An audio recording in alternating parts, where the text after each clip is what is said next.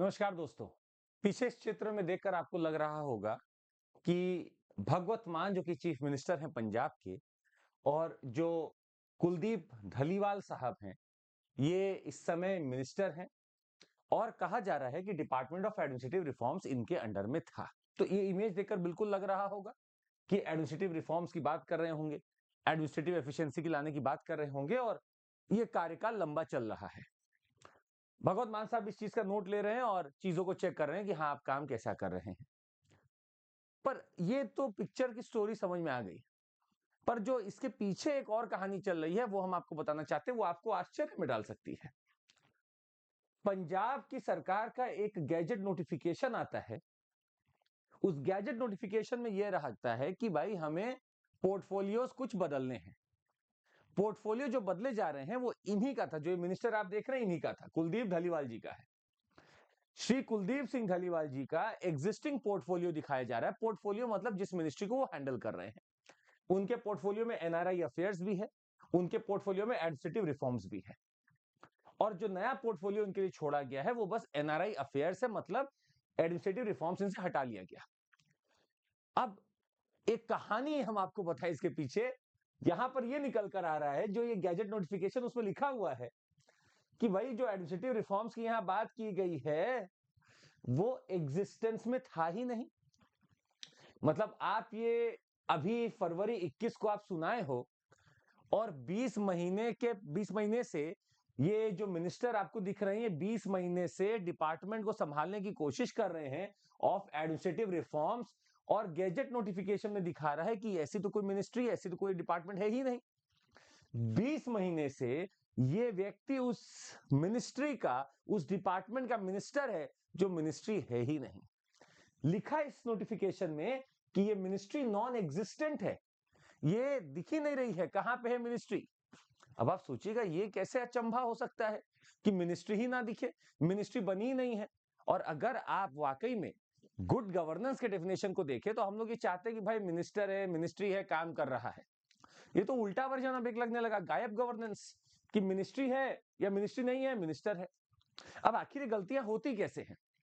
चलिए हम ये भी समझते हैं कि गलतियां कैसे होती हैं, ये भी समझने की कोशिश करते हैं। उसके पहले हम आपको एक चीज बता दें, अगर आपको हमारे साथ जुड़ना है तो सर 23,499 में 15 महीने का कोर्स या 18 महीने का 24,999 में 60% का ऑफर चल रहा है। सीएमसी कोड लगाइए और जुड़ जाइए। सर ये गलती हुई कैसे? जब सीएम से पूछा गया कि सर ये जो गैजेट नोटिफिकेशन आया इसमें तो लिखा हुआ है कि मिनिस्ट्री कभी थी ही नहीं, नॉन एग्जिस्टेंट है, तो इस मिनिस्ट्री का कार्यभार आपने कैसे दे रखा है? तो इनका जो कहना सुनिएगा, ये पिछली सरकार की गलती है जी।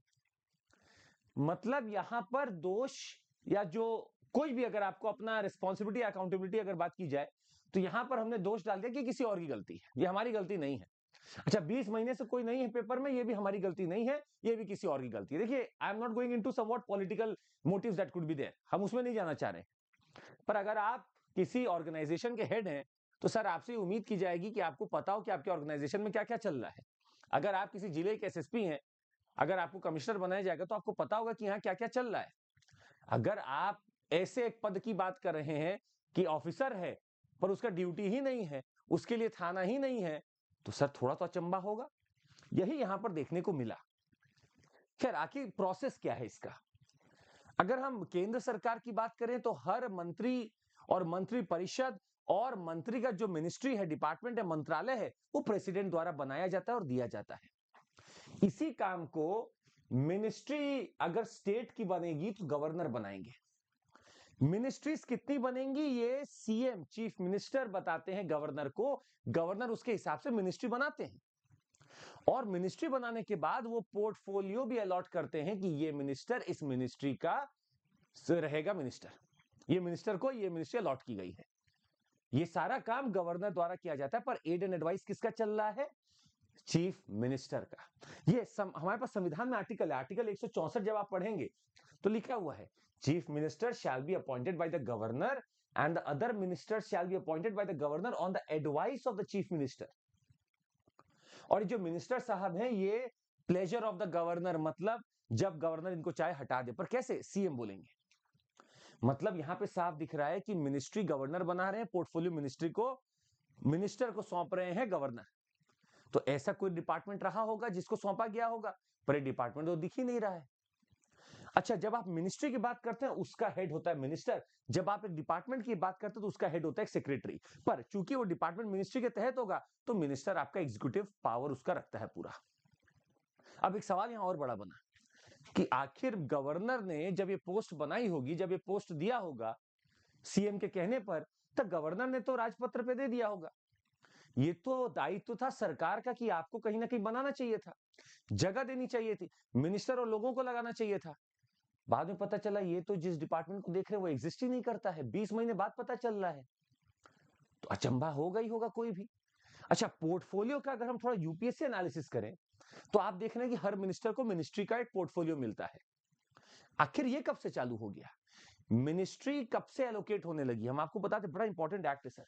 आप इंडियन काउंसिल एक्ट पढ़ेंगे 1861 का, उससे प्रक्रिया चालू की गई थी। लॉर्ड कैनिंग के समय हुआ था कि आप पोर्टफोलियो सिस्टम इंट्रोड्यूस कर रहे हैं और लोगों को एक एक मिनिस्ट्री पकड़ा रहे हैं।